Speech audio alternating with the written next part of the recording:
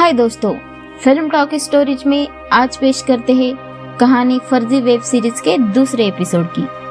पहले एपिसोड के अंत में हमने देखा कि मंसूर का एक आदमी फिरोज की तरफ गोली चला देता है। अब हमें दिखाया जाता है सनी बचपन से ही गरीबी में जीता है। उसका बाप 2 नंबर का काम करता था, इस कारण वो एक जगह पर ज्यादा दिन तक नहीं टिक पाते थे। एक बार भागते समय सनी के डैडी उसे ट्रेन में अकेला छोड़कर भाग जाते हैं, पर सनी अपने डैडी को हर स्टेशन पर ढूंढने लगता है। वही स्टेशन पर पेंटिंग्स बनाकर वो अपना पेट पालने लगता है और अपने पापा को ढूंढने लगता है। वहीं पर उसकी फिरोज के साथ दोस्ती हो जाती है। दोनों ही पेंटिंग्स बनाकर पैसे कमाने लगते हैं। एक स्टेशन पर अचानक उसके ग्रैंडपा उसे मिलते हैं। ग्रैंडपा सनी और फिरोज को अपने साथ ले जाते हैं। अब कहानी वहीं पर आती है।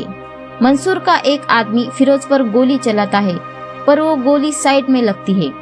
दूसरी तरफ आरबीआई बैंक की ऑफिसर एक मीटिंग में बात कर रही होती है कि उन्होंने जो ऐप बनाया है वो किस तरह जाली नोटों को पकड़ लेता है।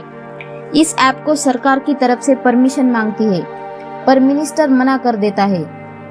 उसी मिनिस्टर से माइकल मंसूर को पकड़ने के लिए एक टीम मांगता है, पर मिनिस्टर उन्हें भी मना कर देता है। दूसरी तरफ सनी और फिरोज मांझा की मदद से फर्जी नोटों का सौदा करने वाले डीलर से मिलते हैं।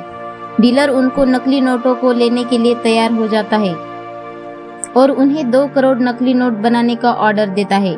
माइकल मिनिस्टर को उसकी लड़की के साथ जो फोटो रहती है वो दिखाकर उस टीम को परमिशन देने के लिए ब्लैकमेल करता है। इधर सनी अब नोट छापने के लिए अपने चाचा की मदद लेता है। साथ में पुराने मशीन को बदलकर सनी नई मशीन लाता है और नोट छापने का काम चालू कर देता है। दूसरी तरफ माइकल भी मिनिस्टर को टीम देने के लिए राजी करवाता है। नोट बनाने के लिए उन्हें पेपर लाना है, पर वो पेपर इतनी आसानी से मिलने वाला नहीं होता। कोई भी पेपर डीलर उन्हें वो पेपर देने के लिए राजी नहीं होता। ये देखकर सनी और फिरोज एक गोदाम से उस पेपर को चुराने का प्लान बनाते हैं। फिर दोनों एक प्लान बनाकर उस गोदाम से बहुत सारा पेपर चुराते हैं और नकली नोटों को छापने का काम चालू कर देते हैं। नोटों की 2 करोड़ की डील पूरी हो जाती है। उस पैसों से ग्रैंडपा की प्रिंटिंग प्रेस को बचाते हैं। उसी खुशी में सनी अपनी गर्लफ्रेंड अनन्या को एक होटल में ट्रीट देता है। उसी होटल में बिल चुकाने के लिए वो नकली नोट देता है। उसी समय आरबीआई की ऑफिसर मेघा भी होटल में आई हुई होती है। वो खाना खाने के बाद अपने बिल के पैसे देती है। फिर वेटर उसे चेंज वापस देता है। तभी उनकी चिप उस नोट को नकली बताती है। इधर माइकल को उसकी पुरानी टीम मिल जाती है। सनी और फिरोज लालच में आकर और भी नकली नोट छापना चालू कर देते हैं। यहीं पर इस सीरीज का दूसरा एपिसोड खत्म हो जाता है। अब शुरू होता है तीसरा एपिसोड, जहां हम देखते हैं माइकल अपने टीम के साथ मिलकर मंसूर और उसके साथियों को पकड़ने का प्लान बनाता है। दूसरी तरफ जाली नोटों का डीलर सनी और फिरोज को गुजरात के एक एमएलए से मिलवाता है। वो एमएलए सनी को 20 करोड़ नकली नोट बनाने का ऑर्डर देता है। अब उन्हें पहले की तरह नोट छापने के लिए कागज चाहिए होता, तो अब दोनों अपना दिमाग लगाते हैं और एक बूढ़े आदमी के नाम पर अपनी एक कंपनी चालू करते हैं।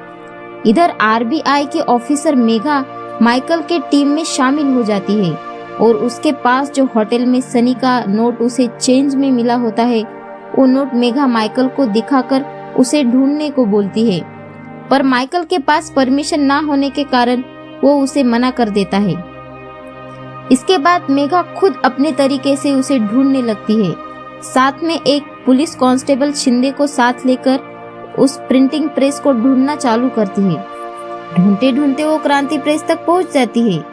उसी टाइम सनी, फिरोज और चाचा अंदर नकली नोट छाप रहे होते हैं। मेघा प्रेस का दरवाजा खोलकर अंदर आती है। तब तक सनी और फिरोज किसी भी तरह से नकली नोटों का सामान छुपा देते हैं। उस रात तीनों बाल बाल बच जाते हैं। नोटों को बनाने के बाद सनी और फिरोज नकली नोटों को एक टेम्पो में डालकर गुजरात के लिए रवाना होते हैं। तभी गुजरात बॉर्डर पर उनका टेम्पो पुलिस वाले पकड़ते हैं, पर पुलिस वालों को उसमें दारू की बोतलें मिलती है।